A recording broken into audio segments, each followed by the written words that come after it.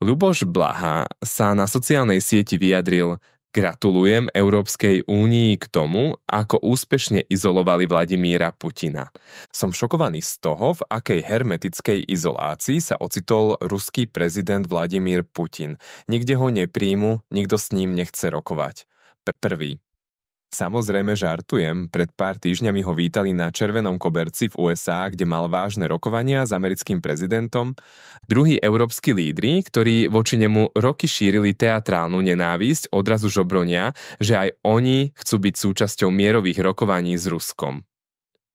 Tretia, Vladimíra Putin teraz vítajú na červenom koberci v Číne a priateľsky si podáva ruky s lídrami najľudnatejších štátov na svete, s Čínou a Indiou. Štvrtý. Vo formáte BRICS rokuje spolkov sveta, v Európskej únii má korektné vzťahy so Slovenskom a Maďarskom, v Európe sa vždy môže oprieť o Srbsko. 5. Ale jasné, podľa našich slovutných médií je vraj Putin izolovaný. No jasné, mojkovia, želám krásne sníčky a príjemné zobudzanie. 6. Schválne si to porovnajme s tými akože najvplyvnejšími lídrami Európskej únie. Von der Leyenovú v Číne chodí vyzdvihovať druhá liga, s kobercom sa ani neunúvajú. 7. Do Bieleho domu ju zavolajú ako k zubárovi, v čakárni tam sedí s ostatnými Európanmi, ako keby čakali na vrtanie zubov. 8.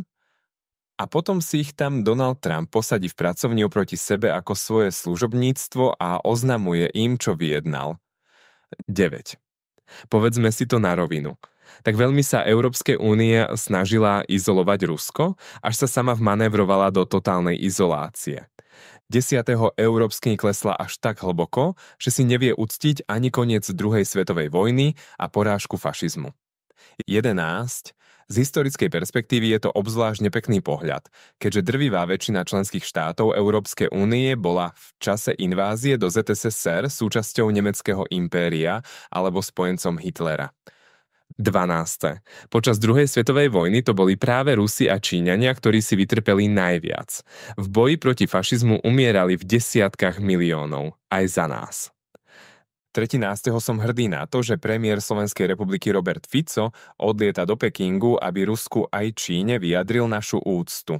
Tak to má byť Slovensko. 14.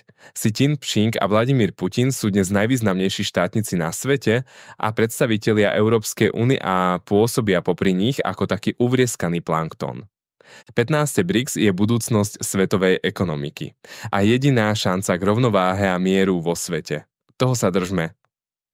Milí priatelia, krásny deň Ústavy Slovenskej republiky vám prajem a všetkým deťom želám, aby bez väčších traum zvládli začiatok školského roka.